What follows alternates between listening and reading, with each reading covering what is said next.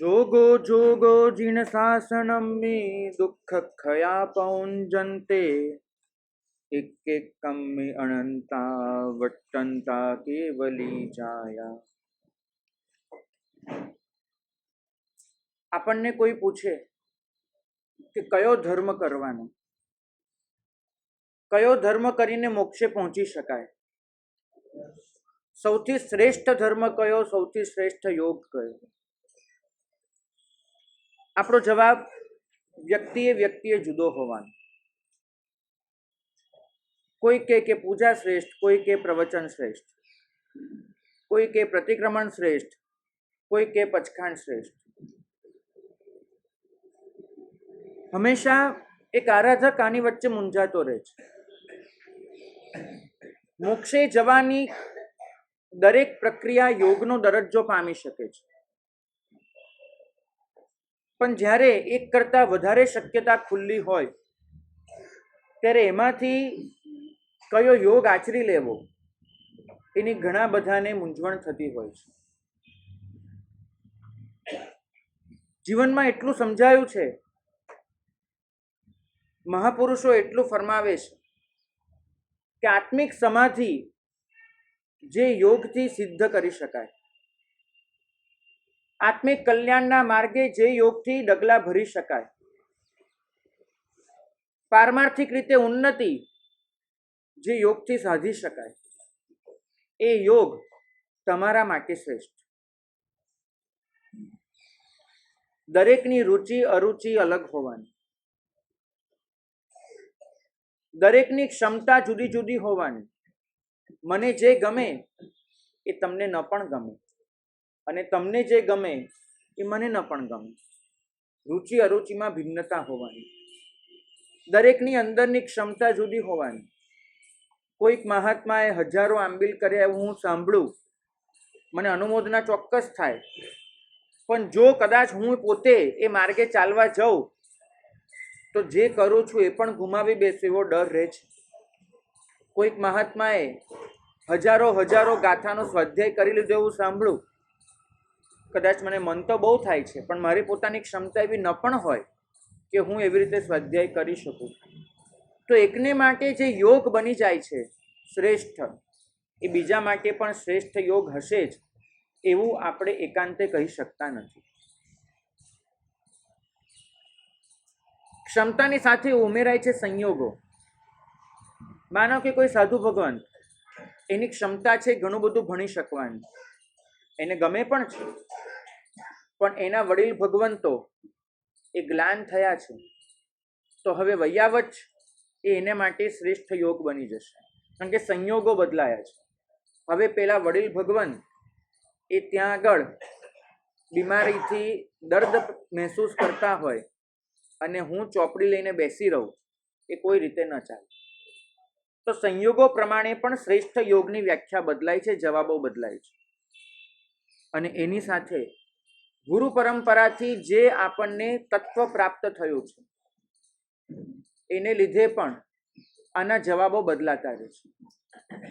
તો રુચિ અરુચિ દરેકની જુદી, ક્ષમતા દરેકની અલગ, સંયોગો દરેકના બદલાતા રહે, ગુરુ પરંપરાથી દરેકને અલગ તત્વ પ્રાપ્ત થાય.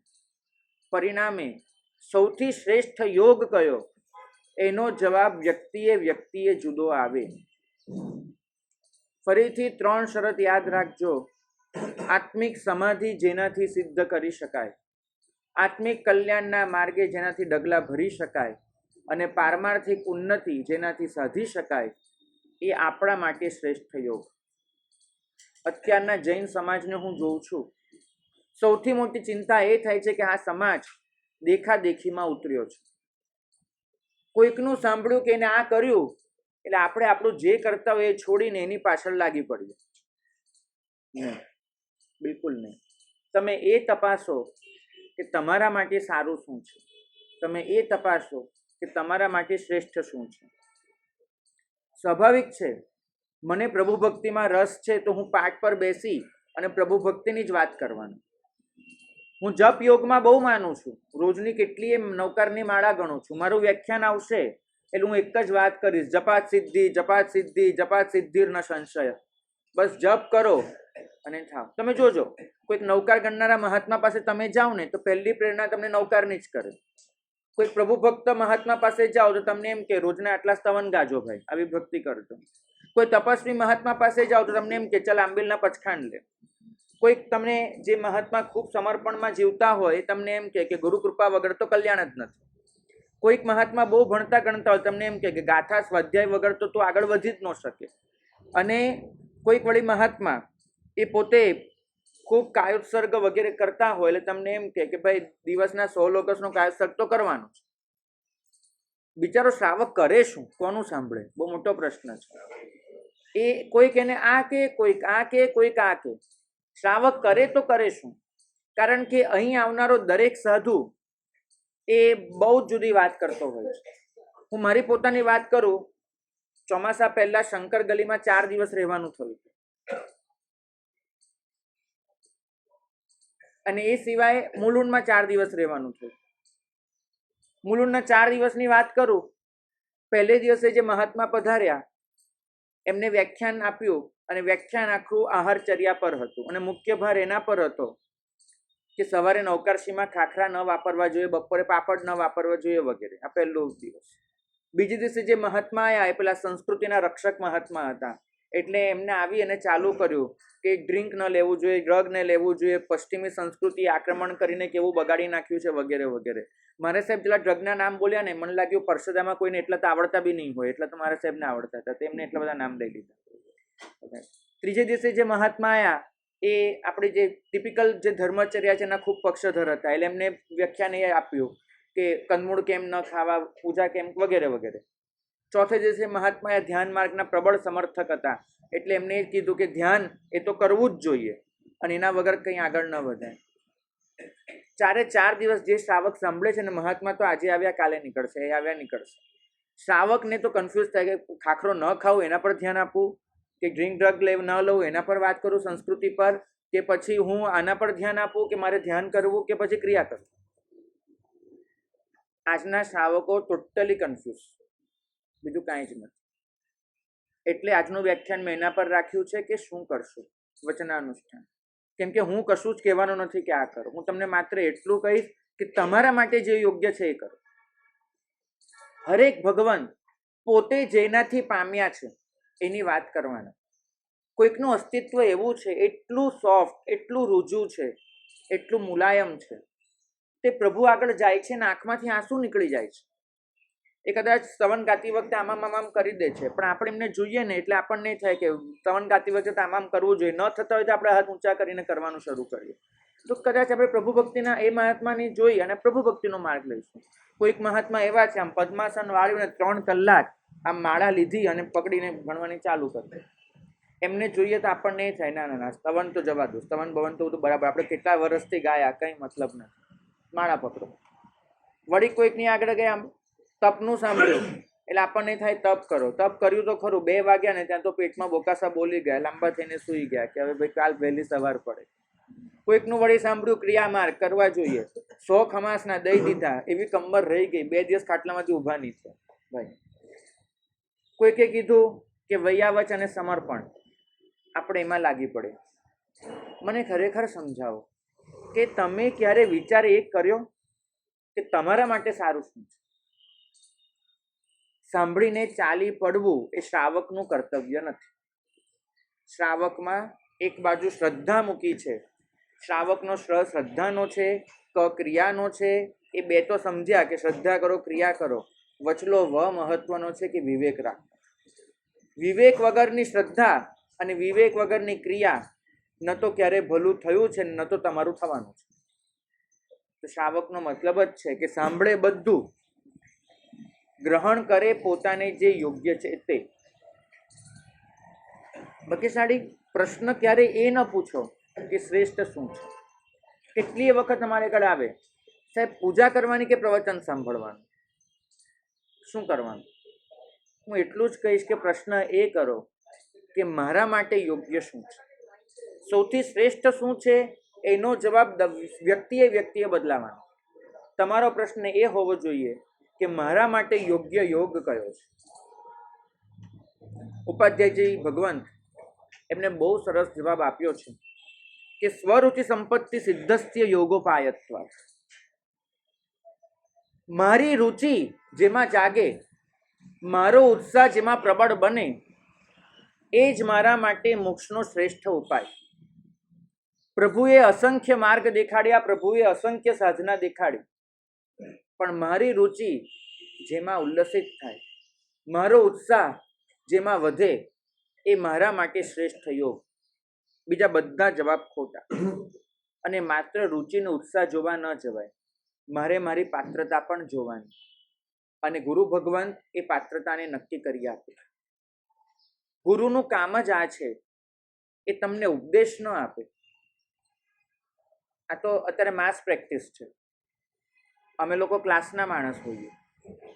ચોક્કસ વ્યક્તિને ચોક્કસ રસ્તો દેખાડવો એ ગુરુનું કર્તવ્ય છે.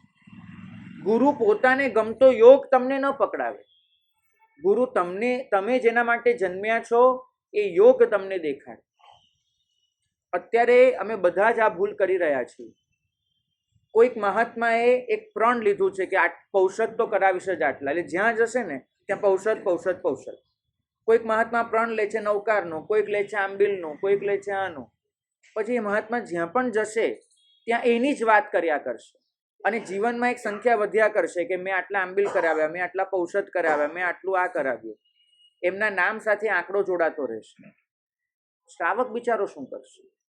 આ પાઠ પરથી શ્રાવક માટે બિચારો શબ્દ વાપરવો એ પણ અપરાધ છે. મિચ્છામી દુક્કડમ સાથે કહું છું કે શ્રાવક ખરેખર બિચારાપણાનો અનુભવ કરે છે, કેમ કે એ તો અહીંનો અહીં જ છે, આગળની વ્યક્તિઓ બદલાયા કરે છે. શ્રાવક શું કરશે? શ્રાવકે ગુરુનું શરણ એટલે જ સ્વીકારવાનું છે કે એની ક્ષમતા જેનામાં છે, એની રુચિ અને ઉત્સાહ જેનામાં છે, એ યોગે ગુરુ એને આંગળી પકડીને ચલાવી શકે. ફરીથી કહું, ગુરુ પોતાને ગમતો યોગ નહીં પકડાવે. આ શાસનમાં એવા મહાન ગુરુઓ થયા છે કે જે ગુરુ સ્વયં પોતે જે યોગમાં ખૂબ રમમાણ હોય એ યોગની પોતાના શિષ્યને ના પાડી દે કે બેટા તું એના માટે નથી, તું તારો યોગ પકડ. અને ક્ષમતા, રુચિ, ઉત્સાહ આ બધું તો બદલાતું રહે છે, પરિવર્તનશીલ છે. અંદરની પાત્રતા એ સૌથી મુખ્ય વસ્તુ છે જે બદલાતી નથી હોતી. પાત્રતાનો વિકાસ કરવા માટે ધર્મ છે, એ ભૂલો નહીં. કશુંક કરવા માટે ધર્મ છે એ સવાલ, એ જવાબ જ ખોટો છે. પાત્રતાનો વિકાસ કરવા માટે ધર્મ છે. અને મારી પાત્રતા મારી રીતે વિકસિત થાય, તમારી પાત્રતા તમારી રીતે વિકસિત થાય. આવા મહાન પર્વો જ્યારે આવે છે ત્યારે આપણને એક જ વસ્તુ શીખવાડવા આવે છે કે તું તારો રસ્તો શોધી લે. આખી દુનિયા આપણને એમ કહે છે કે ત્યારે પ્રભુ વીર જેવા બનવાનું છે. પ્રભુ વીર સ્વયં એવું કહે છે કે તારે તારા જેવા બનવાનું છે. કારણ કે પ્રભુ વીર પણ કોઈના જેવા નહોતા બન્યા, એ પ્રભુ વીર જ બન્યા હતા. આપણે હંમેશા કોઈકની પાછળ ચાલવા માંગીએ છીએ. સારું છે, ચાલો, પણ રસ્તો એ શોધો કે જેના માટે તમે જન્મ્યા છો. પ્રભુની આજ્ઞાને એ રીતે સમજવાનો પ્રયત્ન કરો, દેખાદેખીનો ધર્મ ન કરો. ગુરુ જ્યારે માર્ગદર્શન આપે ત્યારે ગુરુની બે ફરજ હોય છે. એક, ગુરુ એવો ધર્મ નહીં પકડાવે કે જે તમારે પરાણે કરવો પડે. કારણ કે પરાણે કરાતો ધર્મ અંદરનો આનંદ નથી આપતો. અને જ્યાં સુધી અંદરની પ્રસન્નતા જાગતી નથી ત્યાં સુધી એ ધર્મ કરવાનો કોઈ વિશેષ મતલબ હોતો નથી. આનંદગંજી મહારાજે તો ખાલી પૂજા માટે લખ્યું કે ચિત્ત પ્રસન્ને રે પૂજન ફલ કર્યું. પૂજા કરીએ એ પણ જો રૂટીન બની ગયું, પૂજા કરીએ એ પણ એક વ્યવહાર બની ગયો, પૂજા કરવી એ પણ એક દેખાદેખીનું એક સાધન બની ગયું, તો એ પૂજા પણ આ શાસનને માન્ય નથી. પૂજા તમારા ચિત્તમાં પ્રસન્નતાના સ્પંદનો જગાડે તો જ એ પૂજાનો મતલબ છે. ગુરુ ક્યારે એવો યોગ નહીં પકડાવે કે જે તમે પરાણે કરતા હો. હા, ઉન્માર્ગથી રોકશે ખરા ગુરુ, પણ તમને એવો ધર્મ કરવાનું નહીં કે જે ધર્મ તમારા માટે પરાણે બની જાય. કારણ કે પરાણે કરાતો ધર્મ મનમાં તો એ ધર્મ માટેની અરુચિ જ જગાડે છે ને દ્રોહ જગાડે છે. ધર્મ ન કરવાથી ઓછું પાપ છે, પણ ધર્મ માટેની અરુચિ જાગે એનાથી વધારે પાપ છે. બરાબર સમજવાનો પ્રયત્ન કરજો. કોઈ જીવ પૂજા નથી કરતો એમાં કદાચ ઓછું પાપ છે, પરંતુ એ જીવ પરાણે પૂજા કરવા જશે અને મનમાં એક જ વિચાર છે કે આ મમ્મી રોજની ટકટક કરે છે ને આ પૂજા મારે કરવી પડે છે અને પૂજા માટેની અરુચિ કેળવાશે, તેમાં વધારે પાપ છે. જે જીવ પૂજા નથી કરતો એને તો કદાચ ભવાંતરમાં પૂજા જેવો યોગ મળી પણ જશે, પણ જે જીવ પૂજાની અરુચિ કેળવે છે એને તો કદાચ સંખ્યાતા કે અસંખ્યાતા ભવો સુધી ફરીથી આ યોગ નહીં મળે. તો ધર્મ યોગ એ પરાણે કરાવવાની વસ્તુ જ નથી. નંબર 2,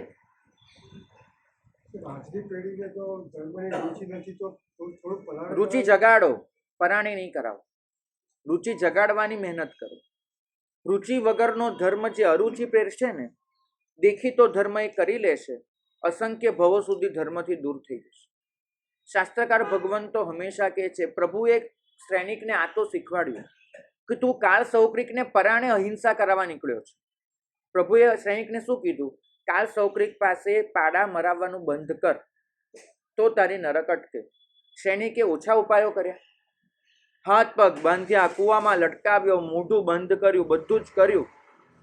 પ્રભુએ કીધું કે એને તો કર્યું જ, ઉપરથી વધારે પાપ કર્યું મનથી રાચી માચીને.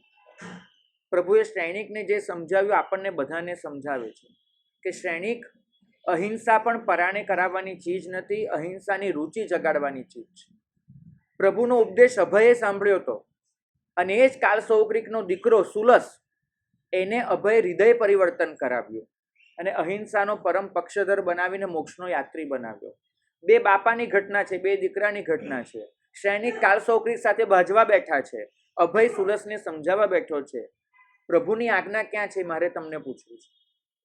પ્રભુની આજ્ઞા સમજાવટમાં છે, પ્રભુની આજ્ઞા રુચિ જગાડવામાં છે. જો રુચિ જાગી અને આટલો પણ ધર્મ કરી લીધો ને, તો એ જીવ મોક્ષ માર્ગમાં એક ડગલું ભરી જશે.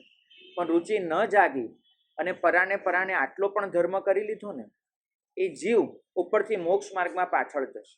ચોક્કસ કહીશ, પાપથી અટકાવવું પડે પરાણે, પરંતુ પુણ્ય પરાણે ન કરાવાય. ફરક સમજજો. તમારામાં આવ્યું ભાઈ? આપણે આપણી જાતને જ જોઈ લઈએ ભાઈ. એટલું ચોક્કસ કહીશ કે કોઈ પણ યોગ બીજા યોગને બાધક ન બનવો જોઈએ. આપણે ઘણી વખત એક યોગની સાધના એ રીતે કરી લઈએ છીએ કે જે બીજા યોગને બાધક બની જાય. હમણાં જ એક જગ્યાએ ધજામાં જવાનું થયું હતું. અહીંની વાત નથી, એટલે નિશ્ચિંત રહેજો. પણ જવાનું થયું હતું. ઉપર ધજા ચડે, કુલ મળીને 7 માણસ ધજામાં. નીચે ઓછામાં ઓછા દેરાસરમાં 100 કરતા વધારે લોકો પૂજા કરે. મેં પૂછ્યું એ લોકોને, મારા સાહેબ ધજા જોવા જઈએ ને પૂજા રહી જાય તો કેમ ચાલે? પૂજા પણ વ્યસન થઈ ગયું. પૂજા રહી જાય એટલે ભાઈ પ્રભુની ધજા લહેરાય છે અને તને તારી પૂજાની પડી છે. પણ આપણે હંમેશા એક યોગની સાધના એવી રીતે કરી, નિયમોમાં એવા બંધાઈ ગયા. અમે કેટલી જગ્યાએ અમારે વ્યાખ્યાનના સમયની મારામારી થઈ. યુવા વર્ગ હંમેશા કે મારા સાહેબ વહેલી સવારનું વ્યાખ્યાન રાખો, તમે પછી 9-10 વાગે નોકરી ધંધે જઈ શકીએ, એટલે 7:30 થી 8:30, 7 થી 8 એનું વ્યાખ્યાન રાખો. અને જે પેલા ટિપિકલ આરાધકો હોય એમને એક નિયત ક્રમ હોય, સવારે ઉઠ્યા પછી નાવાનું, પછી અષ્ટપ્રકારી પૂજા કરવાની, 1.5 કલાક તો દેરાસરમાં રહેવું જ પડે, ના જ ચાલે, અને પછી ઘરે નૌકારશી વાપરવાની ને પછી પેલી થિયરી ઉતારીને ચાલતા ઉપાશ્રય આવવાનું. મારે સાહેબ 9:15 પહેલાં તો વ્યાખ્યાન થઈ જ ન શકે. એટલે આ 7:30 ને 9:15ની કશ્મકશ બધે રહે. કારણ શું? કારણ એક જ કે મને જે ધર્મ પકડાઈ ગયો છે હું બદલવા તૈયાર નથી. ભાગ્યશાળી એક ધર્મ બીજા ધર્મને બાધક બને એ રીતે થઈ જ ન શકે. આ શાસન તો એક જ શીખવાડે છે, કાલે કાલમ સમાયરે. જે કાળે જે કરવા યોગ્ય છે તે કાળે તે કામ પૂરેપૂરી રુચિથી કરી લો. અને એક આપણે છીએ કે દરેક વસ્તુને એટલી પકડી રાખવા માંગીએ છીએ એક બાજુ હરિભદ્ર સુરી મહારાજ ફરમાવે છે કે મુખેન જોયણાઓ જોગો સવ્વો વિધમ્મ વાવારો, મોક્ષ સાથે જોડી આપે એવી કોઈ પણ ધર્મ ક્રિયા એ યોગ છે. અને એક આપણે છીએ કે પ્રભુની આજ્ઞા કે એસી કે તેસી, મને એની સાથે કોઈ મતલબ જ નથી. હું જે પામ્યો છું, હું જે સમજ્યો છું તે એ જ રીતે એ પ્રકારે જ હું કરીશ, એ નક્કી માનજો. જીવનમાં કેટલોય ધર્મ તમે એવો કરો છો જે પરંપરાથી પકડાઈ ગયો છે. અનેક વખત અનેક ભગવંતોએ સમજાવ્યું હશે કે આ ધર્મ આ રીતે ન કરાય, પણ આપણા ચિત્તમાં એ વસ્તુ ક્યારેય નહીં ઉતરે, ક્યારેય નહીં ઉતરે. વિજય સેન સુરી મહારાજ જેવા કેટલાય ભગવંતો 500 વર્ષથી લખતા આવ્યા કે સૂર્યોદય પહેલા રસોઈ બનાવીએ એને પાપ કહેવાય. બરાબર, બધાએ લખ્યું કે નથી લખ્યું? તમારામાંથી કોઈને પણ આ વિધાનમાં કોઈ શંકા હોય તો મને કહેજો કે સૂર્યોદય પહેલા રસોઈ બનાવીએ એને પાપ કહેવાય, એમાં વિરાધના કહેવાય. બધા માનો છો કે નથી માનતા? કોઈનો વિરોધ હોય તો હમણાં આંગળી ઊંચી કરજો. કોઈને વિરોધ નથી. અને છતાંય આપણે ત્યાં જે તપ થતા હોય જોઈ લેજો. સવારના બેસના હોય, પછી એ વર્ષી તપ હોય કે બધું જ હોય. કયો સંઘ એવો હશે કે જેનો ચૂલો સૂર્યોદય પછી ચેતતો હશે? મને ખાસ કહેજો, કયો સંઘ એવો હશે? કોઈ દેખાયો? કોઈ હોય તો મને કહેજો, સંઘને હું ત્યાં જઈને વંદન કરીશ. કોઈ છે? પ્રભુની આજ્ઞા બરાબર સમજીએ કે સૂર્યોદય પહેલા રસોઈ કરાય નહીં, પણ પાછા એ જ આપણે સામૂહિક વર્ષી તપ આવ્યા એટલે નામ લખાઈ દઈએ. પછી વર્ષી તપમાં જે રીતે રસોઈ બનતો હોય મારે શું લેવા દેવા? હું તો જઈને બેસનું કરવા બેસી જઈશ. બરાબર છે. પૂજ્ય ભદ્રંકર સુરી મહારાજ, પૂજ્યપાદ હિમાંશુ સુરી મહારાજ, પન્યાસ ભદ્રંકર મહારાજ, પૂજ્ય કલાપૂર્ણ સુરી મહારાજ, આ બધા ભગવંતોના પ્રવચનો સાંભળજો. આમાંના એક પણ ભગવંત એમને હંમેશા પ્રરૂપણા કરી હતી કે સામૂહિક તપ વહેલી તકે બંધ કરો. કારણ કે જૈના વગરનું તપ સંઘના પુણ્યને ઘટાડશે, વધારશે નહીં. પણ એક આપણે છીએ કે આપણને પ્રભુની આજ્ઞા સાથે કોઈ નિસ્બત જ નથી.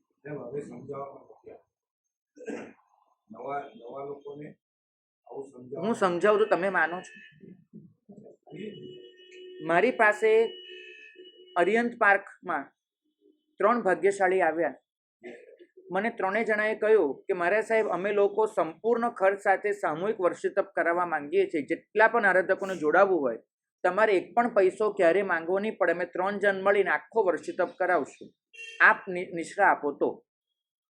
મેં એમને એક જ જવાબ આપ્યો, મેં જો સૂર્યોદય પછી રસોઈ બનાવવાનું ચાલુ કરવાના હો, એક આખું પત્રક પકડાવો, તમામ નિયમો પાળવાના હો, એ શરતે આપણે વર્ષિતપ કરાવવો હોય તો કરાવો. મને કીધું સાહેબ એ વસ્તુ શક્ય જ નથી. મેં કીધું કેમ? તો પછી મારી નિશ્રા શક્ય નથી.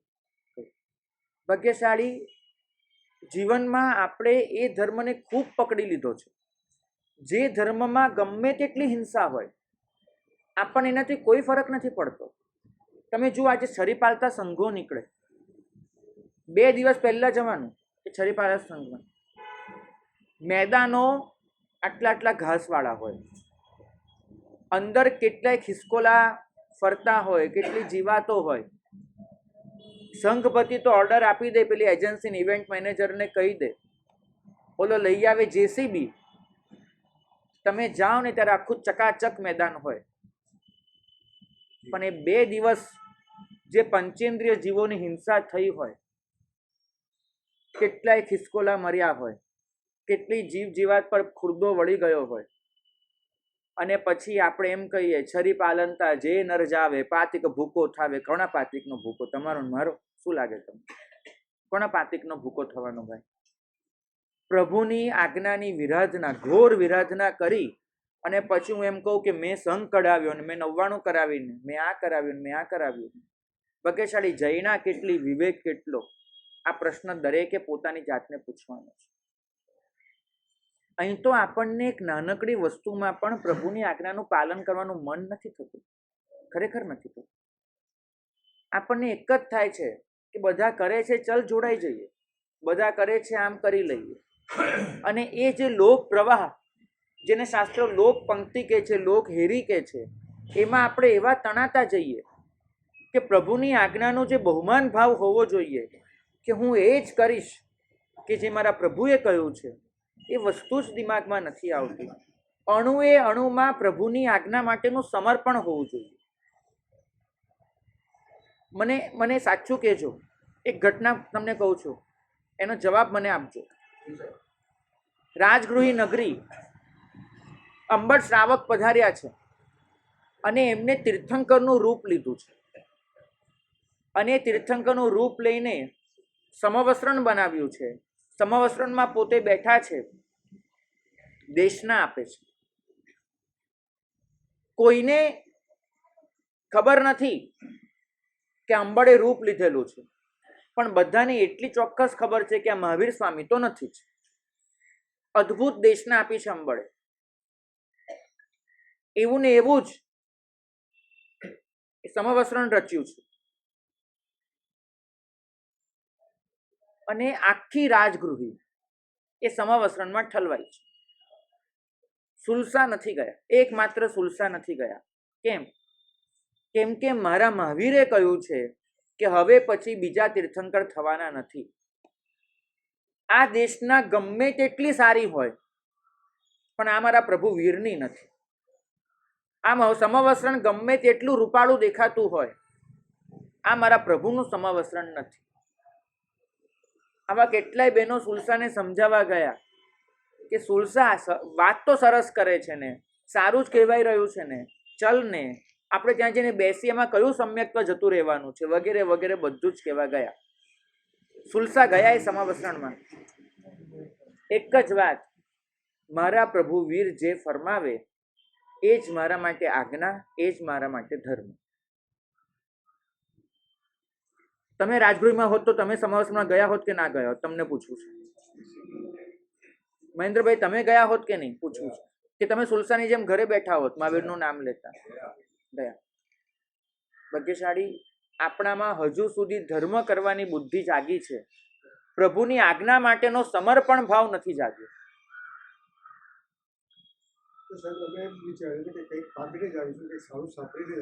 પ્રભુની આજ્ઞાની વિરાધના કરીને જે પણ પામો, એના માટે આ શાસ્ત્ર પામવું એ શબ્દ વાપરતું જ નથી. કારણ કે અહીં તો એક જ ધર્મ છે, આણા એ ધમ્મો. પ્રભુની આજ્ઞા એ જ મારા માટે ધર્મ છે. પછી 1000 લોકો ઠલવાઈ જાય ને એ વર્ષી તપમાં, હું એ વર્ષી તપમાં ન જોડાઉં કે જ્યાં પ્રભુની આજ્ઞા પ્રમાણે જૈના નથી ને વિવેક નથી. 1000 લોકો એની અનુમોદના કરતા હોય ને મને કોઈ પૂછે તો હું ચૂપ ચોક્કસ રહીશ, કેમ કે નિંદા કરવાની પ્રભુ ક્યારેય છૂટ નથી આપતા. નિંદા તો આ શાસનમાં કસાયની પણ નથી કરવાની. તો જે કરે છે ધર્મ ક્રિયા એની તો કેમ કરાય? નિંદા કરવાની તો પ્રભુએ ક્યાંય છૂટ નથી આપી. હું મૌન રહીશ, સમર્થન તો નહીં જાઉં. કારણ કે જ્યાં પ્રભુની આજ્ઞાની વિરાધના છે ત્યાં જ અનંત સંસાર છે, નક્કી માનજો. પ્રભુની આજ્ઞાની વાત કરીએ તો અત્યારે બધા એસી વર્ગમાં વ્યાખ્યાન થાય છે, સાઉન્ડ સિસ્ટમ ચાલે છે, બધા મારા શહેરના મોટા મોટા પદવીઓ ને આ ને તે ને એ બધું બી એસી વર્ગમાં થાય છે. આ બધી એકચ્યુઅલી આજ્ઞા વિરુદ્ધ કહેવાય કે આજ્ઞા સાક્ષાત કહેવાય? આજ્ઞા વિરુદ્ધ જ કહેવાય. અને આ વસ્તુને જે પણ કરે છે, પછી હું હોઉં કે બીજો, એને સ્વીકાર કરવો જોઈએ કે આ પ્રભુની આજ્ઞાની વિરુદ્ધ છે. પરંતુ એક વસ્તુ ધ્યાન રાખજો કે અમુક વસ્તુમાં શરૂ થયા પછી સાધુના હાથમાં કંટ્રોલ રહેતો નથી હોતો. બિલકુલ. એટલા માટે આપણે સૌએ સાથે મળીને એ પરિણામનો વિકાસ કરવાનો છે કે આપણે પ્રભુની આજ્ઞાનું પાલન કરવું છે. ને આવું જ્યાં જ્યાં હું કરતો હોઉં, હું નથી જ કરતો એમ નથી કહેતો, હું કરતો હોઉં તો મારે પણ રોકવાનું ને બચવાનું છે. તમે કરતા હો તો તમારે બી બચવાનું છે. દરેક જણાએ પોતાના આત્માને સ્ફટિક જેટલો ખુલ્લો ને નિર્મળ કરવાનો છે. ભાગ્યશાળી, અમે તો ઘણું, એક મિનિટ, હું જ્યાં લઈ જતો હોઉં ત્યાં તમે આવતા હોત ને ભાગ્યશાળી, તો અત્યારે મારી સાથે અહીંયા બેઠા હોત તમે. આવે છે. પણ મનુષ્ય તો એ જ કરે છે કે જેમાં એને પોતાને એવું લાગે છે કે આ મને ફાવતું છે ને આ મને ગમતું છે. ભાગ્યશાળી, પાપ નહીં કોઈ ઉત્સૂત્ર ભાષણ જીસ્યું, ધર્મ નહીં કોઈ જગસૂત્ર સરી. પ્રભુની આજ્ઞાથી વિરુદ્ધ જઈને જે કરવું એનાથી મોટું કોઈ પાપ નથી. અને પ્રભુની આજ્ઞાનું અનુસરણ કરી અને આટલી પણ ક્રિયા કરવી એનાથી મોટો કોઈ ધર્મ નથી. આને જ કહેવામાં આવે છે વચનાનુષ્ઠાન. પ્રભુના વચનને અનુસરીને આત્મકલ્યાણના માર્ગે આગળ વધવું એને કહેવામાં આવે છે વચનાનુષ્ઠાન. આજે મારે તમારી સામે વચનાનુષ્ઠાનનો જ મહિમા કરવો છે. આપણે બધા જ સરાગ સંયમની દશામાં જીવીએ છીએ. વિતરાગ સંયમ આપણે પામ્યા નથી. ક્યાંક ને ક્યાંક આપણી અંદર કશાયની પરિણતિ પડી જ છે. ધર્મ ગમે તેટલો કરીએ અંદર કશાયની પરિણતિ પડી છે. ધર્મ ગમે તેટલો કરીએ નો કશાય એની સાથે જોડાયેલા છે. અને આ કશાય અને નો કશાય હોવાના લીધે, સરાગ સંયમ હોવાના લીધે આપણને કશુંક ગમે કશુંક ન ગમે એવું ધર્મના ક્ષેત્રમાં પણ બનવાનું. આ ધર્મ મને ગમે, આ ધર્મ મને ન ગમે. પ્રશ્ન બદલો. કયો ધર્મ મને ગમે છે, કયો નથી ગમતો, એના બદલે એ પૂછવાનું શરૂ કરો કે મારા આત્માનું કલ્યાણ કયા ધર્મમાં છે અને કયા ધર્મમાં નથી. એક તરફ બહુ મોટો પ્રશ્ન એ છે કે જે જમાનો આવ્યો છે, જે નવી જનરેશન આવી છે, એને ધર્મ કરાવવા માટે આપણે કેટલુંક નીચે ઉતરવું પડે છે. એક મહાત્માએ બહુ જ સરસ ઉદાહરણ આપ્યું હતું. બહુ ગીતાર્થ ભગવંત હતા. અમારા સમુદાયના નહોતા, પર સમુદાયના, પણ આખા શાસનને જેમના માટે બહુમાન ભાવ છે એવા ભગવંતે એક બહુ સરસ ઉદાહરણ આપ્યું હતું, જેમાં ભાગ્યશાળીના પ્રશ્નનો થોડોક જવાબ આવી જશે. એમને કહ્યું હતું કે કોઈક માણસ ખાડામાં પડી ગયો છે અને એને બચાવવા માટે મારા સિવાય ધારો કે કોઈ જ હાજર નથી, તો મારે માણસને બચાવવા માટે 2 ડગલા ખાડામાં ઉતરી એનો હાથ પકડીને બહાર ખેંચવો પડશે. અને હું 2 ડગલા ખાડામાં ઉતરીશ તો ક્યાંક ને ક્યાંક મારા કપડાં પણ મલિન થવાના છે. કોઈ માણસ કાદવના ખાડામાં પડ્યો હોય ને તમે એને બચાવવા જાઓ તો તમારા કપડાં કાદવવાળા ન થાય એવું નથી બનવાનું, તો મારા કપડાં પણ કાદવવાળા થશે. પણ મારે ધ્યાન એટલું રાખવાનું છે કે હું ખાડામાં પડી ન જાઉં અને પેલાને લઈને બહાર નીકળું. મારે આટલું ધ્યાન આપવાનું છે. બહાર આવીને બંને પોતાના કપડાં ચોખ્ખા કરી લેવાના છે. આ એક મતલબ. પણ જો હું હાથ પકડીને એને બહાર જ નહીં લઉં તે તો ખાડામાં જ પડ્યો રહેશે. તો આપણે ત્યાં જે પ્રભુની આજ્ઞાથી વિપરીત પ્રરૂપણાની પણ પ્રવૃત્તિ થાય છે, એમાં 2 જાતની શક્યતા હોય છે. એક, જેમાં જયણા વિવેક પ્રભુની આજ્ઞા એનો ખ્યાલ જ નથી હોતો, બસ આંખો મીચીને કરે જ જવું છે, તો તેનો તો વિરોધ જ કરવો પડે, રોકવા પડે. અને વિરોધ કરીને રોકી ન શકાય તો નિંદા નહીં કરવાની, પણ સમર્થન નહીં આપવાનું. પણ બીજી કેટલીક પ્રવૃત્તિ એવી હોય છે જે અપવાદ માર્ગે ખાડામાં ઉતરવા જેવી હોય છે, કેમ કે તમારે કોઈકને બહાર લેવાના છે. અને કોઈકને બહાર લેવા માટે જે 2 ડગલા અંદર ઉતરવું, એ માટે થઈને ભાગ્યશાળી અમુક ભગવંતો અમુક પ્રવૃત્તિ કરતા હોય છે, પણ એ વખતે સતત એ કહેતા પણ હોય છે કે આ પ્રભુની આજ્ઞા મુજબનું નથી, આપણે આનાથી બચવાનું છે, પણ કોઈકને બચાવવા માટે આપણે આ વસ્તુ કરવી પડે છે. આ બંનેમાં ફરક સમજવાનો પ્રયત્ન કરજો. આત્મકલ્યાણની રીતે હિતકર છે કે નહીં, આ પ્રશ્ન કોઈ પણ ક્રિયા કરતી વખતે પોતાની જાતને પૂછો. અત્યારે ધર્મ કરનારો લગભગ વર્ગ, એને આનંદ નથી જીવનમાં. એના જીવનમાં એ જ ઉકળાટ છે, એ જ કકળાટ છે, એ જ ફરિયાદો છે. શા માટે? 20-20 વર્ષથી આપણે જે ધર્મ કરીએ એ ધર્મ આપણને આનંદ ન આપી શકે. એ ધર્મ આપણને દુનિયાની કોઈ પણ પરિસ્થિતિમાં ટકવા માટે મજબૂત ન બનાવી શકે. આપણા ક્લેશ, આપણો કંકાસ, આપણી કલ્મશતા, આપણો કશાય એને જો એ નાબૂદ ન કરી શકે, નાબૂદ તો કદાચ ન થાય, ઓછા પણ ન કરી શકે, તો પછી કરાતા ધર્મ સામે પ્રશ્ન લાગે છે. ઉમા સ્વાતિજી ભગવંત કહે છે, નહીં, ધર્મદાસ ગણી ભગવંત કહે છે ઉપદેશમાળામાં કે એક શ્રાવક જ્યારે જાહેરમાં એવી કોઈ પ્રવૃત્તિ કરતો હોય છે કે જે લોકો માટે નિંદનીય બને ત્યારે શ્રાવક ધર્મની મલિનતાનો બહુ મોટું પાપ બાંધતો હોય છે. ધારો કે તમે પૂજા કરવા જ નથી જતા અને તમે ગુસ્સો કરો છો તો લોકો તો કહી દેશે કે આવો જ છે ભાઈ.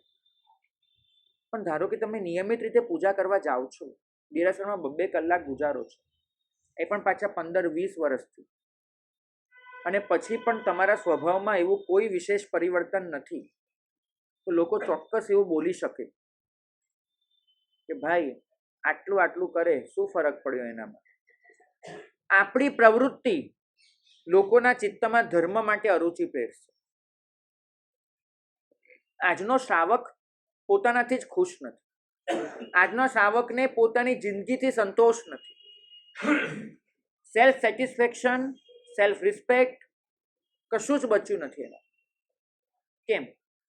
કારણ એક જ છે કે કરાતો ધર્મ આત્મા સુધી પહોંચે છે કે નહીં એની કોઈ દરકાર, કોઈ ચિંતા કરી નથી.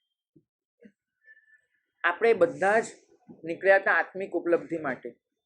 પારમાર્થિક રીતે આપણે મેળવવાનું છે દેવલોક નથી, એ ચક્રવર્તીપણું નથી, મેળવવાનું છે આત્મિક ઉપલબ્ધિ. મહેન્દ્રભાઈ, ભાવેશભાઈ, આવતા જન્મે તમે બે ઓપ્શન છે તમારી પાસે. તમે રાજાધિરાજ બની શકો એમ છો અને તમે દેવલોકમાં જઈ શકો એમ છો. બેમાંથી કયું ઓપ્શન સિલેક્ટ કરો છો? રાજાધિરાજ બનવું છે કે દેવલોકમાં જવું છે? શું ભાઈ? દેવલોકનું તમે સિલેક્ટ કરશો. મહેન્દ્રભાઈ, તમારો જવાબ શું છે? રાજાધિરાજ બનવું છે. બરાબર. આ પ્રશ્ન કુમારપાળને પૂછાયો કે આવતા ભાવમાં તમારી પાસે 2 ઓપ્શન છે, રાજાધિરાજ બનવું અને દેવલોકમાં જવું. ધારો કે તમારે નક્કી કરવાનું છે, તમે કયું ઓપ્શન સિલેક્ટ કરશો? કુમારપાળે કયું કર્યું હશે?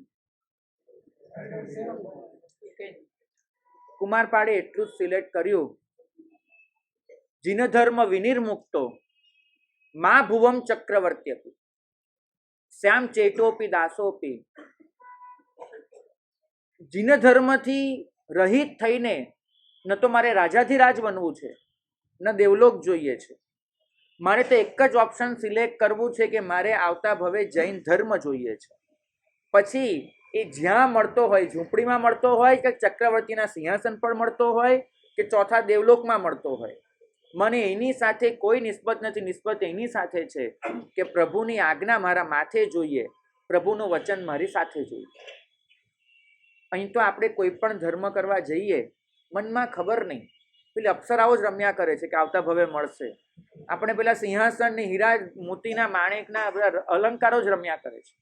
અહીં તો દરેકને સમૃદ્ધ થવું છે, દરેકને સુખી થવું છે. કોઈ પૂછે ધર્મ શેના માટે, પહેલો જ જવાબ નીકળે છે સુખ માટે. કોઈક દિવસ જવાબ નથી જ નીકળતો કે સમાધિ માટે ધર્મ છે, જવાબ જ નથી આવતો. ધર્મ શેના માટે? તમે તમારા દીકરાને શું કહો? બેટા ધર્મ કરીશ ને તો બહુ સુખી થઈશ. સુખ માટે આ ધર્મ છે જ નહીં. આ ધર્મ સમાધિ માટે છે, આ ધર્મ સ્વસ્થતા માટે છે, આ ધર્મ શાંતિ માટે છે. શાંતિ આપણું લક્ષ્ય છે, સ્વસ્થતા મારું પ્રયોજન છે, સમાધિ મારું નિદાન છે. અને શાંતિ, સમાધિ, સ્વસ્થતા એક બાજુ, અને હું દોડી પડ્યો છું સુખ, સંપત્તિ અને સમૃદ્ધિ, બસ એની પાછળ. ધર્મને આપણે બહુ ખોટી રીતે વાપરી રહ્યા છીએ. ભૌતિકતા મગજમાં એટલી તો જડાઈ ગઈ છે કે ધર્મ કરતી વખતે પણ મગજમાંથી એ ભૌતિકતા નીકળતી જ નથી.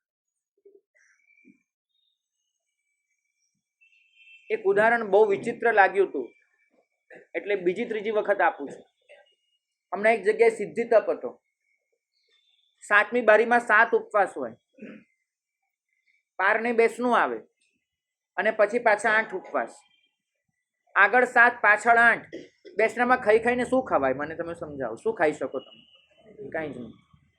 ભગવંતે પાઠ પરથી પ્રેરણા કરી કે એક બેસનામાં શું વાપરી લેવાના છો?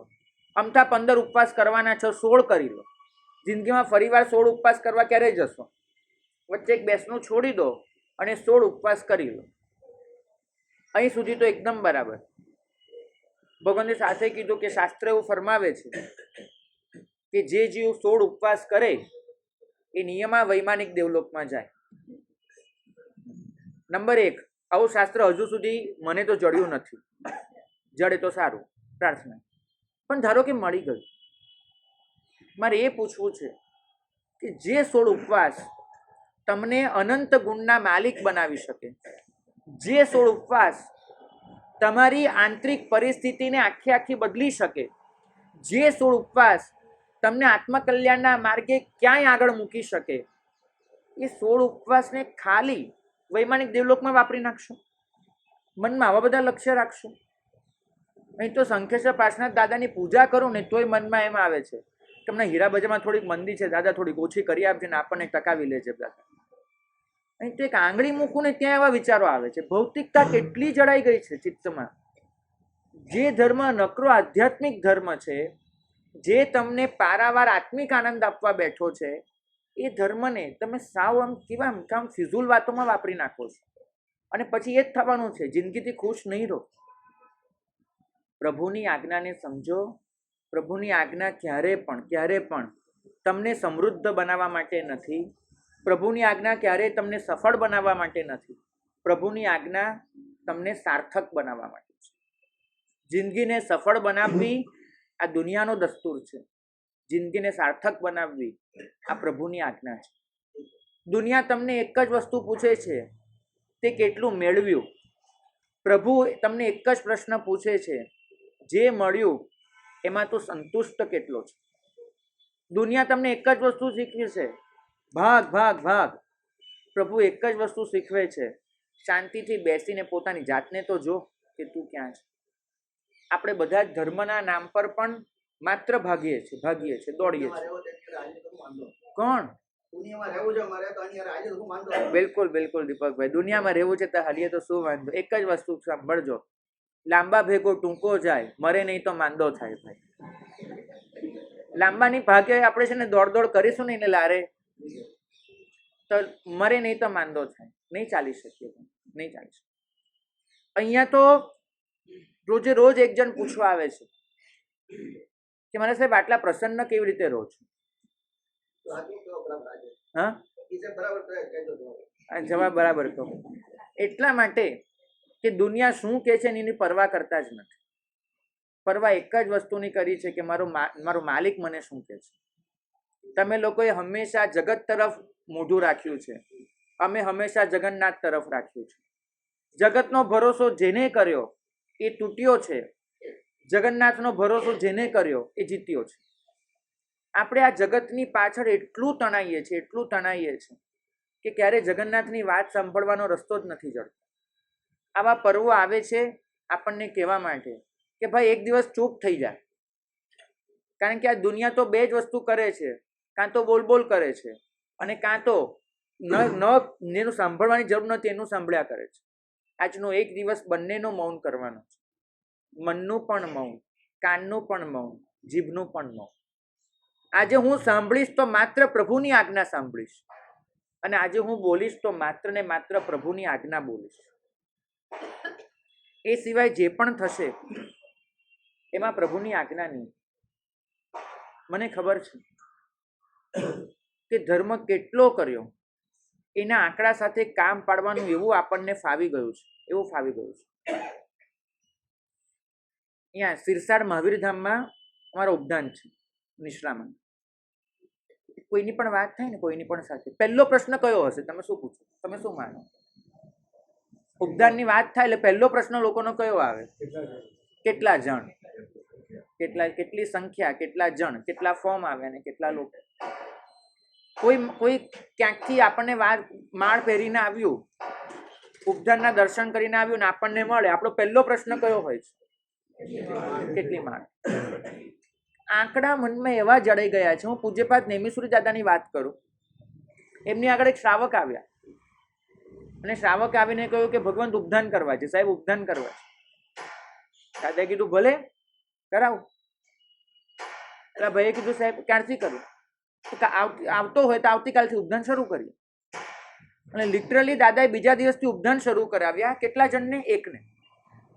એ એક જણને નેમિસુરી દાદાએ 47 દિવસના ઉપધાન પોતે એકલા, બધી જ ક્રિયા સવાર સાંજની 100 ખમાસના, રોજનો ઔષધ ઉચરાવવાનો, બધી વિધિ કરાવવાની, વાચના આપવાની, બધું જ નેમિશ્રી દાદાએ એક જ જણ માટે આખું કર્યું. દાદાને પૂછ્યું હતું કે દાદા એક જણ માટે? દાદા એક જ જવાબ આપ્યો હતો કે બેટા તું સંખ્યા જો ને હું પરિણતિ જોઉં, ફરક આટલો પડે છે. તું સંખ્યા ગણવા બેસ, હું પરિણતિ જોવા બેઠો, એટલે ફરક આટલો પડે છે. બાકી સાહેબ કેવા મનમાં ભાવ આવી ગયા છે. કોઈક જગ્યાએ 70 જણ હતા ને કોઈક જગ્યાએ 700 હતા, એટલે આપણે ત્રાજવું પકડીને બેસી જઈએ. પેલા ઉપદાન સારા કહેવાય ને આ નો કહેવાય. ઓલામાં 700 હતા ને ઓલામાં 70 હતા. સંખ્યા સાથે એટલો પનારો પડી ગયો છે, બધું જ ગણતરીનું થઈ ગયું છે. વાણિયા હતા પણ દેરાસરમાં આવો, ઉપાશ્રયમાં આવો ને ત્યારે જૂતા ભેગી તમારી વાણિયા પણ મૂકીને આવવાની હતી, પણ એ અંદર બી વાણિયાવટ લઈને આવો છો. ધર્મના ક્ષેત્રમાં ગણતરીનું કોઈ જ મૂલ્ય હોતું નથી, અને છતાંય આપણે એમાંથી છૂટતા નથી. અહીં તો સામાયિક કરીએ એની પણ ગણતરી, કે આ વર્ષમાં મેં કેટલા સામાયિક કર્યા. માળા ગણીએ એની પણ ગણતરી. કાંઈ પણ કરો ગણતરી ગણતરી ગણતરી, અને આંકડા વાંચીને હરખાયા કરવાનું કે મારું આટલું મારું આટલું. જે શાસન એમ કહે છે કે એક ક્ષણને ઉજાડી લેવાની છે, જે શાસન એમ કહે છે કે ભાઈ જો પામી લીધું તો અંતર મુહૂર્તમાં કેવળ જ્ઞાન છે, એ શાસનને આપણે પામવાને સમજવાને બદલે માત્ર ને માત્ર આંકડાઓમાં અટવાઈ પડીશું તો ક્યાં જઈને અટકીશું? જે યોગમાં રુચિ હોય અને જે મેળવવાનું છે એ મેળવવામાં યોગની રુચિ અને મેળવવાનું શું છે? આત્મિક ઉન્નતિ, આત્મિક સમાધિ. યોગ કરતી વખતે એક જ વસ્તુ વિચારો કે હું જે યોગ કરી રહ્યો છું એનું લક્ષ્ય શું છે. પ્રતિક્રમણ કરો તો સમ્યક ચારિત્રના પર્યાયોની શુદ્ધિ માટે છે. પ્રભુ ભક્તિ કરો તો સમ્યક દર્શનની પર્યાયોની શુદ્ધિ માટે છે. ગાથા કરો, સ્વાધ્યાય કરો, પ્રવચન સાંભળો, સમ્યક જ્ઞાનની પર્યાયોની શુદ્ધિ માટે છે. પેલા લક્ષ્ય નક્કી કરો કે રત્નત્રયીમાંથી મારે કયા પર્યાયોની શુદ્ધિ કરવી છે, શું પામવું છે, અને પછી એ અનુષ્ઠાન કરીને વિચાર કરો કે વાસ્તવમાં મેં જે લક્ષ્યથી અનુષ્ઠાન કર્યું હતું એ પર્યાયો ખુલ્યા, એ મેં પ્રાપ્ત કર્યું. તમે જિનાલયમાં જાઓ અને જિનાલયની બહાર નીકળો, બંને પરિસ્થિતિમાં જો કોઈ જ ફરક ન હોય તો પ્રશ્ન તમારી પૂજા સામે આવે છે. તમે પ્રતિક્રમણ કરવા આવો અને સમ્યક ચારિત્રની પર્યાયો જ ન ખુલી હોય અને એમને પાછા નીકળી જાઓ, પ્રશ્ન તમારા પ્રતિક્રમણ સામે આવે છે. તો રુચિ એ જોવાની છે કે મારી રત્નત્રયની પર્યાયો શેનાથી ખુલ્લી થઈ રહી છે. રુચિ એ જોવાની છે કે કયો ધર્મ કરવામાં મને સહજ રીતે જ ઉત્સાહ જાગી રહ્યો છે, કયા ધર્મને અનુકૂળ સંયોગો મને સહજ રીતે પ્રાપ્ત થાય છે. ઇવન સ્વપ્નમાં પણ કયો ધર્મ મને વધારે યાદ આવે છે, ગુરુ ભગવાન તરફથી મને કયા ધર્મની વધારે પ્રેરણા મળે છે. આ બધા પ્રશ્નોના જે જવાબ મળશે એમાં તમને તમારો યોગ પકડાશે. ભગવદ વચનનું બહુમાન એ જ્યારે પ્રાપ્ત કરીએ છીએ ને આપણે, ત્યારે અમારા પ્રદ્યુમ્ન સુરી મહારાજ કહેતા હતા, નંદી સયા સંજમે, ફુક્ખર વર્દીનું આ જે પદ છે ને, નંદી સયા સંજમે, એ પ્રાપ્ત થાય છે. હું વાત કરી રહ્યો હતો પ્રસન્નતા. જીવનમાં અમારું જે જીવાતું જીવન હોય છે એમાં તમારી પાસે જે સુખના સામાન્યમાં સામાન્ય સાધનો હોય એ પણ અમારી પાસે નથી હોતા. તમે જેને એન્ટરટેનમેન્ટ ગણો એવી કોઈ પરિસ્થિતિ અમારામાં નથી હોતી. તમે તો આજે ઘરે જડશો, કાલે ક્લબમાં, પરમ દિવસે થિયેટરમાં, ચોથી દિવસે મોલમાં, પાંચમા દિવસે રિસોર્ટમાં, છઠ્ઠે દિવસે કોઈ પિકનિક પાર્કમાં, સાધુ ઉપાશ્રયમાં જ જડવાનું.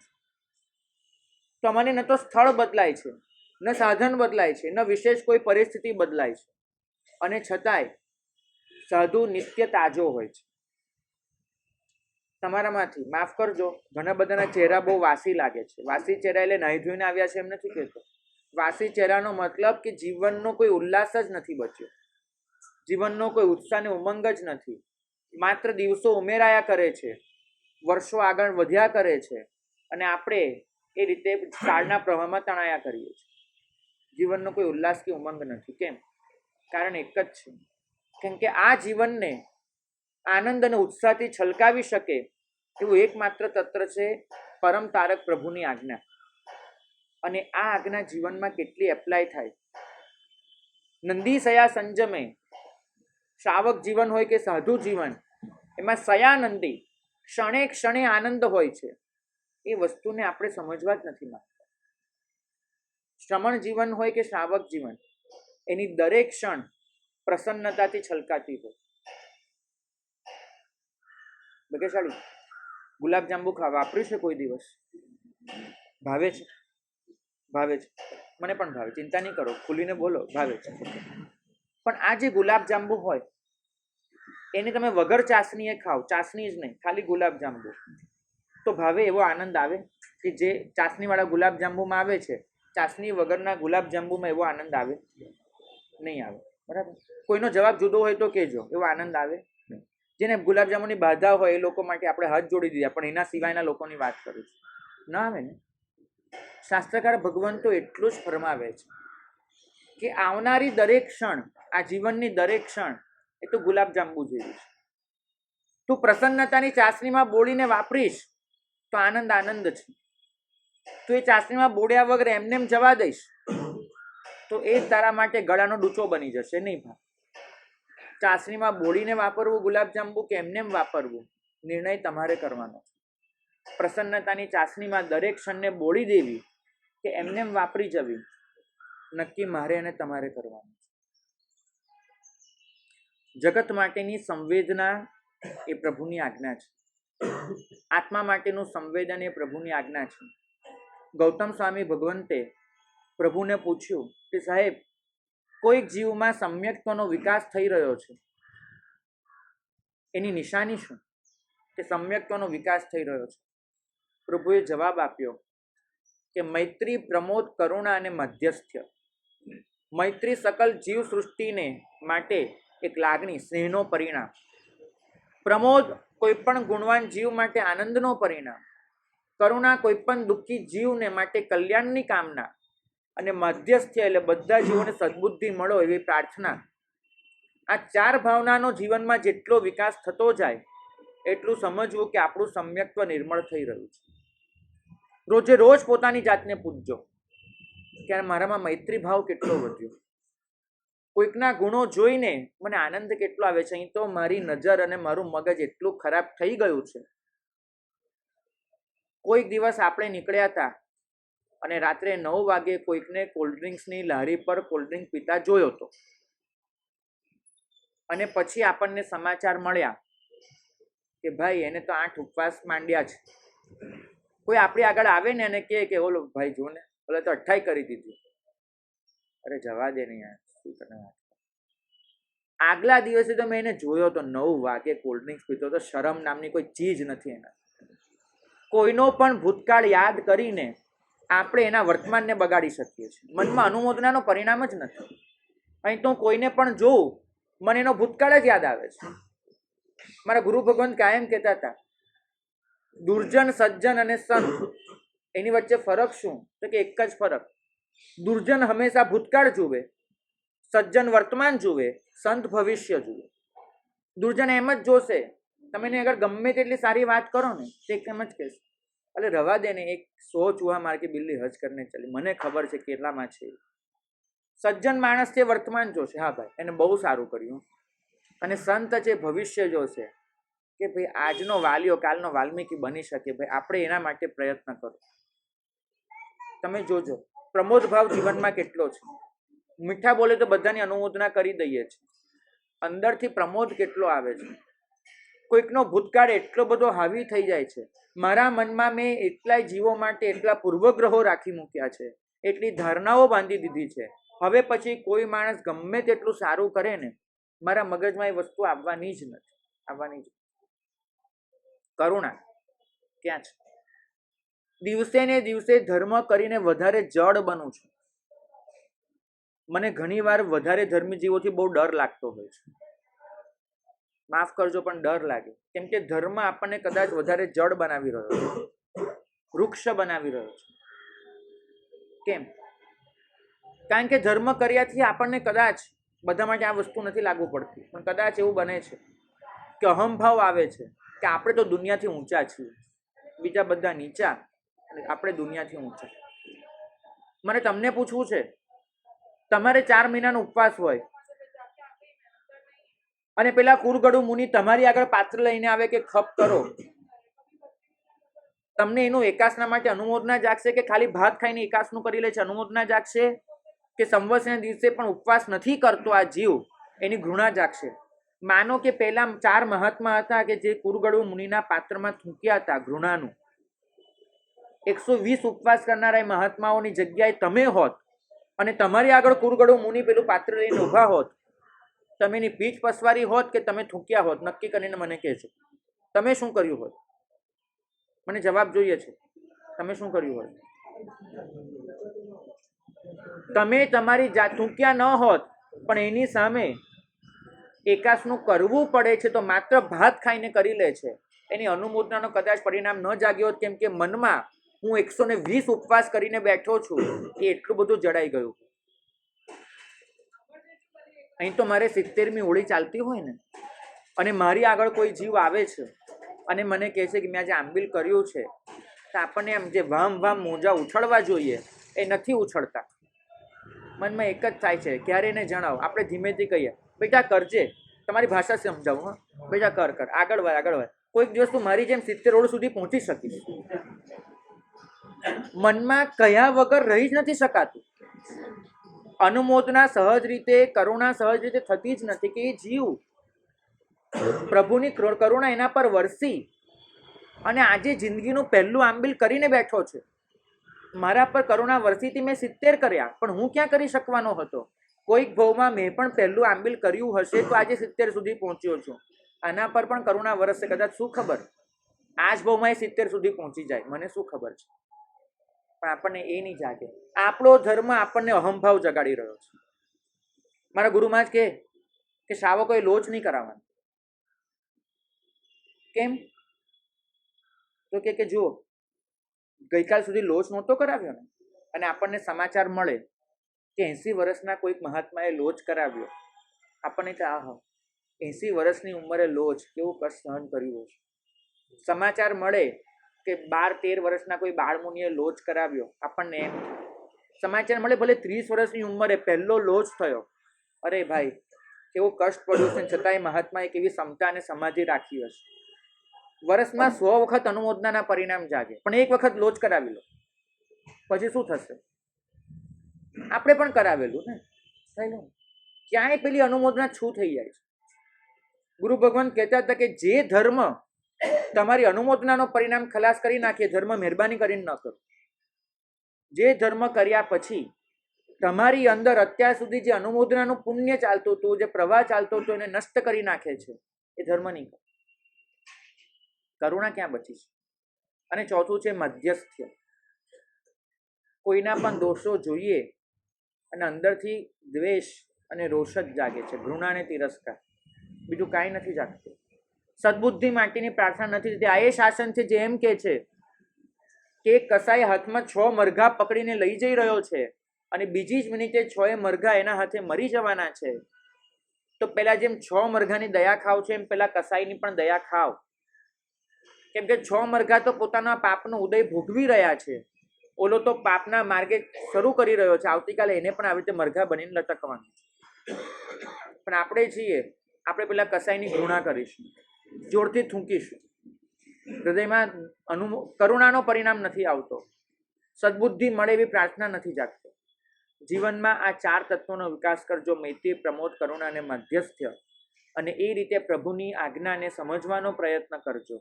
આ પ્રભુની આજ્ઞા જ તમને ઉત્તરોત્તર મોક્ષ માર્ગે લઈ જશે. એ જ મંગલ કામના. 28 અને 29 ડિસેમ્બર 2 દિવસ આ જ પ્રકારના પ્રભુની આજ્ઞાના પાલનના પરિણામ સાથે, એને સમજવાના પરિણામ સાથે પિયુષ પાણીમાં એક શિબિરનું આયોજન કર્યું છે. સળંગ 2 દિવસ આવી વાતોમાં જો આપણે રહીએ તો કદાચ અંતર પલળે એવી એક શક્યતા રહેતી હોય છે. થોડાક ધ્યાન સાથે, સંગીત સાથે બધું છે. તમારામાંથી જે પણ ભાગ્યશાળીને ત્યાં પધારવું હોય, 28-29 ડિસેમ્બર પિયુષ પાણી આવી શકે છે. દરરોજના 2 સેશન રહેશે, 9 થી 12 અને બપોરે 2:30 થી 5, એવી રીતે 2 સેશન રહેશે, શનિ અને રવિવાર. આજે થઈ ગયું એટલે બધાને પારણા પણ છે, બીજા પણ કાર્યો છે. ફરી વાર અહીંયા આવીએ ત્યારે વ્યાખ્યાન કરીશું.